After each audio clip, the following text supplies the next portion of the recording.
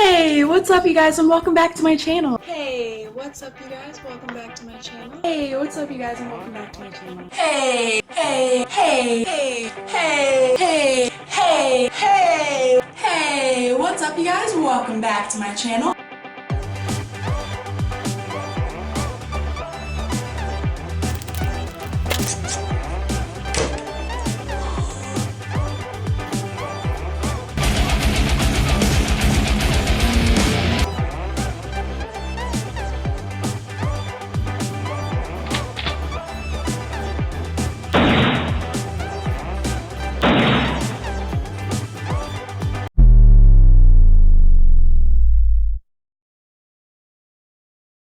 You're watching Lizard Guru. Hey, what's up you guys and welcome back to my channel. It's so great to have you guys. I also want to welcome anyone who's randomly coming across this video. It's really great to have you guys. So for today, if you guys have been following my channel long enough and if you've been following all of my social media, particularly Snapchat and Instagram, then you know that I have been saying that something was coming once we hit 10K, and we have finally hit it. Here's what we're at right now at the time that this video was uploaded. And so what I'm going to do for you guys today is meet my mystery pets. So let's get to it. So what I'm going to do is I'm going to introduce the 3 pets that I have not formally introduced to the channel and give you their backstories. So let's meet the mystery pets. The first baby that you may have seen on my Instagram and twice before in the other videos briefly mentioned is Aether. This sweet baby boy was originally dyed blue from improper care, and because of that his name was originally Blue. So if you guys remember this picture right here, he was really dyed blue from that sand and he was on it for about 2 years. He had horrible improper care. He was given lighting that was a Quail UVB bulb, a double dome light that wasn't even the correct wattage for the heat bulb, and he was also on sand, and they did things like throw apple cores in there for him to eat, and they gave him horrible things to feed on. So for the longest time he had been having internal issues with pooping and everything like that, and now he poops great. I am still deworming and trying to get everything working efficiently, and I'm also trying to get weight on him, but he is perfect. He is so loving. He is a bit grumpy, but he's still a sweet, sweet, sweet little boy. And as you can tell, he's not actually blue anymore, simply because I tried to use all different types of soap from beardeddragon.co and, you know, anything that was natural, but nothing worked except for the one that I made. And I will later mention this in the future, tell you guys all about it, so I'll mention that later. He is by far the most energetic dragon I have ever met. I mean, more so than Belly, and we all know that Belly is one active noodle, okay? But this guy, he is amazing at jumping. I mean, the highest jumper that I have ever seen. He's great at climbing, and he's really super active and grumpy, especially now since it is mating season. But he's a sweet, sweet boy, just a little bit grumpy right now. I absolutely love him and will continue to nurse him back to health. So let's get to the mystery pets that were not mentioned. So baby number 2 is a very unusual one, and one that only one of you guys that follow me have guessed, and because of that I let that person pick a topic, and we'll get to that video later. And she is actually one that I was giving hints for up on my Instagram and my Snapchat story. So this little girl is actually one that you guys didn't realize you saw, but you saw her in my Reptile Expo video. And this little mystery pet's name is Piernas de Princesa Bebe. It is a girl, and what that means in Spanish is Princess Baby Legs. Baby Legs, you're a good detective. And she lives in a tropical habitat where she needs temps of 70 to 80 degrees, and they drastically need a humidity level of around 70 to 80% as well. She is also a burrowing baby, so you don't see her a lot. It's really almost like having pet dirt, but it's okay. She's super cool. I get to see her sometimes. She is still a baby right now, so she's not full grown. So I have her habitat filled with about 4 to 5 foot deep substrate of coconut fiber and a little bit of children's play sand, and she needs access to fresh and salt water. And she is also a scavenger, so what she eats are insects, salads, meat. She'll actually eat turkey and stuff like that, and little scraps of fish. But you also, if you have them, you need to be sure to dust it with a little bit of calcium or put a cuttlefish bone in there. That is great for them to shed their exoskeleton. And I know the suspense is killing y'all, so what she is she is actually a Halloween moon crab. What? I mean, I know the lizard lady has a crab. Why would I get a crab, you may ask? And it's simply because at this reptile expo, I really wasn't planning to get a crab. Trust me, I wasn't. I was planning on possibly getting a lizard. But what happened is at this reptile expo, here's the clip right here, she was missing half of her legs. And I thought that was so strange. And it was simply because of the substrate they had in there and the fact that they had tank mates, which these guys, they should be solitary creatures because they do fight, they do have issues, and rock substrate is actually very, very bad for them. They lose legs this way. So this poor little baby had lost half of her legs, and I saw her, she was the second to last one there, and I peeped her, I was like, huh, okay. And I actually did research moon crabs before I even realized that they would have moon crabs at a reptile expo. But I thought she was so beautiful, and I said if she was still there, because of the improper care they were giving her, if she was still there once I made 3 laps around, that I would take her home. So what I did is I made my 3 laps around, the other one was taken. I was like, okay, well, she's still there. I made actually 4 laps around before I got her, and I was like, all right, I would really like her. She was only $10. And so I picked her up and brought her home, and on my way home, I ended up going to the pet store and going to 2 different places actually to get everything she needed so that she would have a suitable home. And then I just let her do her thing. Funny story. So with her, I did not actually know that they would burrow for months at a time when they are molting. So she was great for the first 2 days. She ate 3 times her body weight in food and then burrowed and covered the hole that she burrowed in. I was like, all right. And then she didn't come up for 3 months, which is actually short for them. They can burrow and be under there for like 8 months, 9 months, kind of like a bearded dragon when they're in brumation. And the issue was that I couldn't dig her up and check on her simply because you can actually kill them if you disturb their molting process. So all I could really do was make sure that her water bowls were filled up and spray the tank and make sure that the humidity levels were up. But it came time that I had to move out of that apartment, and I'm sorry, but there was no way I was gonna transport a dead crab if she was dead. So I dug her up.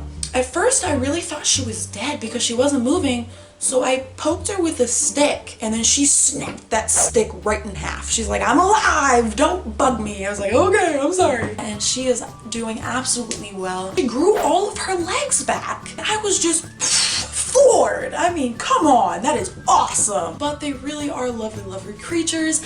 I don't have the guts to hold her yet. She's just so tiny that I don't want her to like accidentally break a leg from trying to run away. I will try to hold her when she is full grown because they get to be about like this big and she's only like this big. They're just so unique and I love her so much. But if you are thinking of a Halloween moon crab, they are great pets, and I might do another care video on her if you guys want to. You just have to let me know in the comments. Alright, so baby number 3 is just one of the coolest little things ever. I love her so much. It is another girl, and I named her Enyo, which is a Greek goddess name. I also dropped hints about her on Snapchat and Instagram, and 2 of you guys actually guessed what she was. And because of that, those 2 people also got to pick a topic video. And surprisingly enough, they were the same topic, so I'll just create one video and shout both of them out. I just think she's the coolest thing ever, and I love watching her do little lizard things. Yes, this is a lizard, and this specific lizard species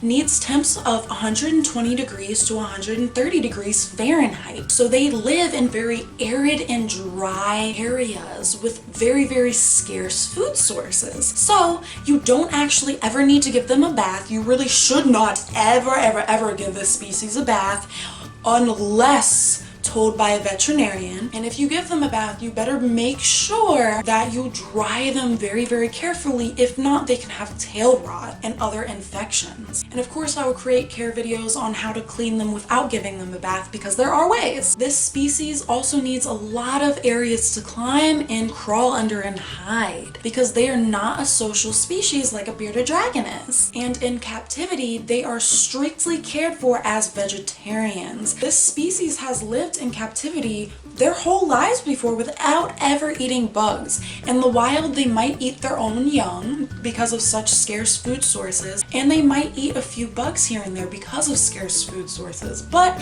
in captivity, you don't ever need to feed them bugs. You can offer them, but a lot of the times they won't even eat them. So they are strictly vegetarians, and that is how I'm gonna raise my baby as. So, as I said before, her name is Enyo, and this species is a Uromastyx. This specific one is a yellow Gary. She is beautiful, and though she looks very, very small, she is actually around a year to 2 years old, because this species grows super, super slow. And they actually never stop growing their whole entire lives. So you can have them super, super big, and in the wild, they've even gotten huge, huge, huge, huge, huge. So you're gonna gradually have to get them bigger enclosures. But they grow super, super slow, and they start slowing down in their growth once they hit around 3 years old. I would hold her in front of the camera, but she is super, super shy, and I'm trying to give her time to acclimate because I've only had her for about a week or two. So you gotta give those babies time to acclimate, and plus, she's not a social species, so it's probably gonna take a lot longer than just 2 weeks for her to acclimate. I'm working on getting her used to being held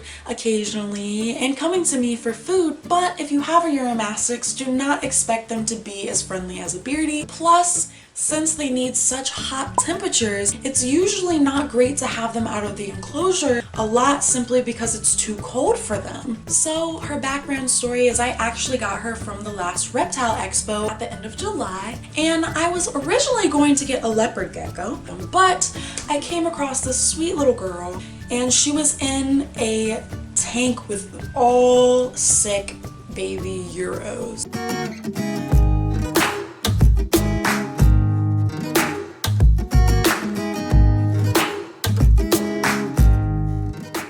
She was also getting picked on and nipped at by all the other Euros in the tank. So what I did is I snatched her right up. I decided that I would take the risk that she could be sick. I would nurse her back to health if I needed to. Because of this, I don't have a lot of tank accessories in there. She is on the vinyl substrate, and she has a few things to climb up, but nothing to really hide under, because I want to monitor her poos. And you should do that for any Euro that you get for at least 3 months, to monitor their poos. But with all of that being said, I actually have kind of a funny story now. It was very scary at the time, but it's a little funny now that I think about it. So this baby, on our way back from the Reptile Expo of bringing her home, I had to stop at the pet store because for whatever reason, they had light fixtures, but they didn't have the proper wattage bulb that I needed there. So I had to go to the pet store. And while I was getting her things, she decided that she was warm enough to move around, and she ended up going and crawling into my car's interior. And so that was horrifying because I didn't know where she went, what happened, you know, and I just had to like listen for little lizard scratches in the car, and I was like, oh, I hear her. Hold on, where is she? The driver's seat and the front passenger seat. She crawled up into that space where your feet sit, all up into the car's junk and equipment right there.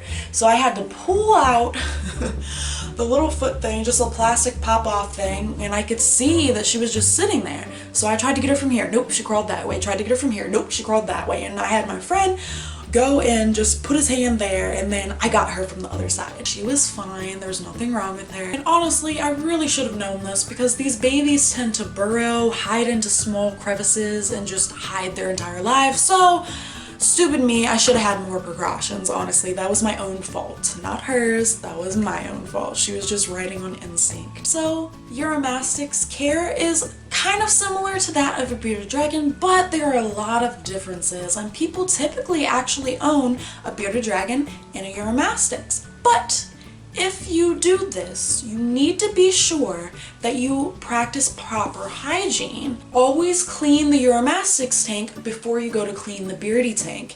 Always go to feed the Uromastyx before you go to feed the Beardy, simply because bearded dragons hold a natural bacterium in their mouths that can kill and is lethal to a Uromastyx. So you need to always be sure that you are washing your hands, use veterinary disinfectant and all of that before you go to the Uromastyx tank, or just wash your hands before you go to the Beardy tank. Always, always, always practice proper hygiene. And I will be doing care videos about Enyo later. I'm just going to wait for her to acclimate before I can, really hold her and show her to the camera and tape her doing stuff, because right now, every time I get close to the tank, she hides. And she's real quick, let me tell you, super quick. So with that being said, I hope you guys loved meeting all of my pets, and I am so ecstatic that we all reached 10,000, because we are a family. This is a family. And without you guys, it would have never happened. You guys made it possible, so thank you so much. Mwah! I love you guys. So with that being said, if you're still watching, be sure to like this video, share this video, subscribe if you haven't already, and also be sure to go follow all of my social media, because I do post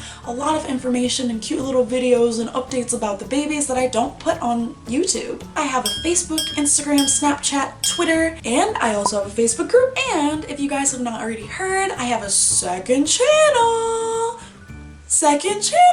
Here's the name right here. I create lots of funny animated stories, horror animated stories, just random videos, hence the name. So go ahead and smash that subscribe button, and be sure to turn on the notification bell on this channel and that channel so you can get all of our lovely updates. So as always, from my family to yours, I hope you have a wonderful, wonderful week. Mwah!